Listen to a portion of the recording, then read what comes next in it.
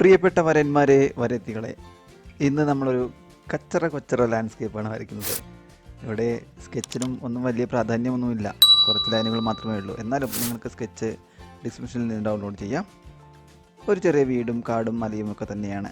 ഇതുവരെ ഞാൻ ലാൻഡ്സ്കേപ്പ് ഈ ഒരു ചലഞ്ചിൽ ചെയ്തിട്ടില്ല, എന്നാൽ ചെറിയൊരു വീടും അതിൻ്റെ ചുറ്റുപാടും ചെയ്യുന്നതാണ്. ഇവിടെ ഞാൻ ആദ്യം പെൻസിൽ കൊണ്ട് വരച്ചു, പിന്നെ പെന്നുകൊണ്ട് ഔട്ട്ലൈൻ ചെയ്തു. അപ്പോൾ നിങ്ങൾക്ക് ഇതുപോലെ തന്നെ ചെയ്യാം, അല്ലെങ്കിൽ ചെയ്യാതിരിക്കാം, ഔട്ട്ലൈൻ ഇല്ലാതെ തന്നെ ചെയ്യാം.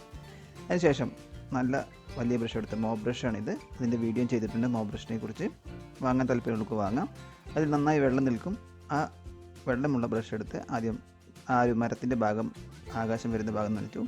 എന്നിട്ട് ബ്ലൂ കളറത്തെ വളരെ ബോൾഡായ സ്ട്രോക്കുകളാണ്, ഒരിക്കലും ആകാശമാണെന്ന് തോന്നുന്ന രീതിയിലൊന്നുമല്ല ചെയ്യുന്നത്. ബോൾഡായ സ്ട്രോക്കുകൾ കൊണ്ടാണ് ചെയ്യുന്നത്. നോക്കൂ, ഒറ്റ സ്ട്രോക്ക് കൊണ്ടാണ് ചെയ്യുന്നത്. കുറേ പരന്നു പോകുന്നു, അവിടേക്കും ഇവിടേക്കും പോകുന്നു, ഒലിച്ചിറങ്ങുന്നു, ഇതെല്ലാം സംഭവിക്കുന്നുണ്ട്.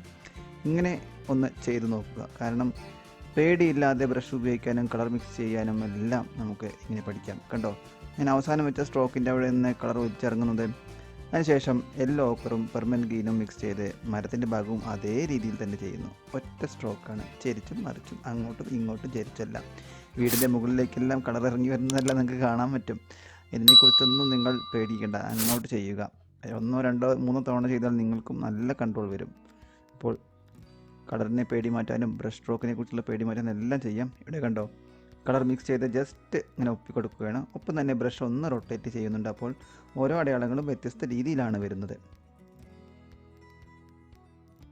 ഇനി മരത്തിന് അപ്പുറത്തുള്ള സ്കൈയും ചെയ്യുന്നു.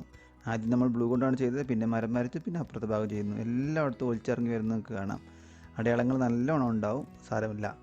ഓക്കെ, ഇനി അതേ യെല്ലോ ഓക്കർ നിറമെടുത്ത് ജസ്റ്റ് അങ്ങോട്ടും ഇങ്ങോട്ടും മേലേക്കും എല്ലാം ചെയ്ത് ആ ഒരു ചെടികളെയും വരയ്ക്കുകയാണ്.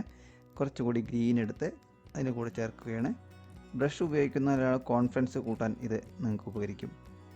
വീടിനെ ഇങ്ങനെ ഒഴിവാക്കി ബാക്കി ഭാഗങ്ങൾ ഇങ്ങനെ ചെയ്ത് വരികയാണ്. ഓറഞ്ച് എടുത്തു, നിലത്തിൻ്റെ ഭാഗം ജസ്റ്റ് ഒരു സ്ട്രോക്ക് അങ്ങനെ പരത്തിയെടുത്തു. അപ്പോൾ ആ പച്ച നിറം അതിലേക്ക് കുറച്ച് പരന്നു വരുന്നുണ്ട്. ബ്രഷിൻ്റെ അടയാളങ്ങൾ അവിടെ നിൽക്കുന്നുണ്ട്. ഒരിക്കലും അതിനെ സ്മൂത്തൻ ചെയ്യുകയോ ഒന്നും ചെയ്യുന്നില്ല. ഇതിനെ റഫ് വാട്ടർ കളർ എന്ന് ശരിക്കും പറയാം. പേടിയില്ലാതെ നിങ്ങൾ ചെയ്തു തുടങ്ങുക, തെറ്റിക്കോട്ടെ. ഇപ്പോൾ മരത്തിൻ്റെ ആ നിറവും താഴെയുള്ള ചെടിയുടെ നിറവും തമ്മിൽ കണക്റ്റായി വരുന്നുണ്ട്, അതൊന്നും സാരമില്ല.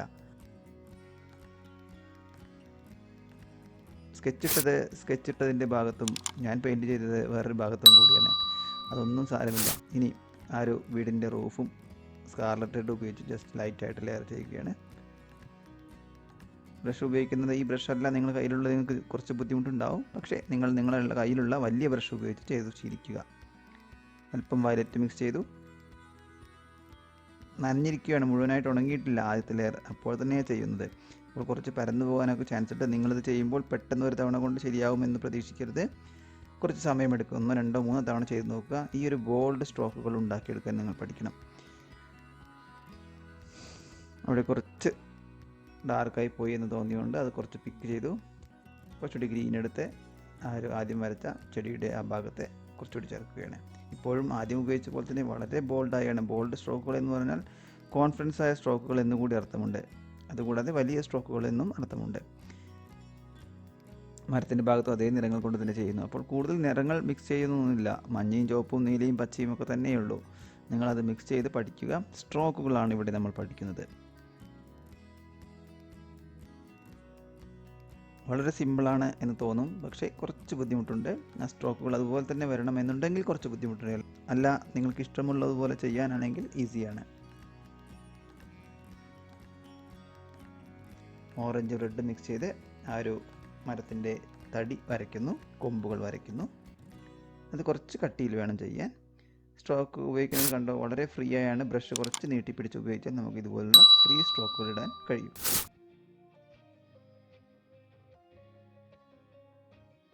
മരത്തിൻ്റെ കൊമ്പ് ഒരിക്കലും നിവർന്നായിരിക്കരുത്, കുറച്ചൊന്ന് വളച്ച് വരയ്ക്കുക. നിങ്ങൾ നന്നായി വളച്ച് വരച്ചാലേ ചിലപ്പോൾ നന്നായി വളഞ്ഞ് വരൂ. അഥവാ നിങ്ങൾ അങ്ങനെയല്ല ചെയ്യുന്നതെങ്കിൽ നിവർന്ന കൊമ്പുകൾ തന്നെയാണ് വരിക, ശ്രദ്ധിക്കുക. നന്നായി വളച്ച് വരയ്ക്കാൻ ശ്രമിക്കുക. വീടിൻ്റെ ഡീറ്റെയിലുകൾ ബ്ലൂവും റെഡും ചേർത്ത മിക്സ്ചറും കൊണ്ട് ചെയ്യുന്നു. ഷാഡോ വരുന്ന ഭാഗവും ചെയ്യുന്നു. വളരെ സിമ്പിളാണ്, ഡീറ്റെയിലൊന്നുമില്ല, ജസ്റ്റ് ഫ്രീ സ്ട്രോക്കുകളാണ് ഇവിടെ ഉപയോഗിക്കുന്നത്. ഒരു ഇലക്ട്രിക് പോസ്റ്റും വരയ്ക്കുന്നു. അത് ആദ്യം ഞാൻ പ്ലാൻ ചെയ്തിട്ടുണ്ടായിരുന്നില്ല. ഈ വീഡിയോ അവസാനിക്കുകയാണ്. കുറച്ച് ഡീറ്റെയിൽ കൂടി ചേർക്കുന്നു. നിങ്ങൾ ഇതുവരെ എൻ്റെ ചാനൽ കണ്ട് സബ്സ്ക്രൈബ് ചെയ്തിട്ടില്ലെങ്കിൽ സബ്സ്ക്രൈബ് ചെയ്യണം. നിങ്ങളുടെ കമൻറ്റുകൾ താഴെ ചേർക്കാൻ മറക്കരുത്. എല്ലാവരും കമൻറ്റ് ചെയ്യണം. നിങ്ങൾ കമൻറ്റും ലൈക്കും ചെയ്യുമ്പോഴാണ് എൻ്റെ ചാനൽ മറ്റുള്ളവരിലേക്ക് എത്തുന്നത്. അതാണ് ഗൂഗിൾ ക്യാച്ച് ചെയ്ത് മറ്റുള്ളവരിലേക്ക് എത്തുന്നത്. ഏറ്റവും കൂടുതൽ ആൾക്കാർ കമൻറ്റ് ചെയ്യുന്ന വീഡിയോ ആണ് മറ്റുള്ളവരിലേക്ക് എത്തുന്നത് എന്ന് നിങ്ങൾ ഓർക്കണം. നിങ്ങൾ എനിക്ക് സപ്പോർട്ട് ചെയ്യേണ്ടത് അങ്ങനെയാണ്. അപ്പോൾ അടുത്ത വീഡിയോയിൽ കാണാം. ബൈ.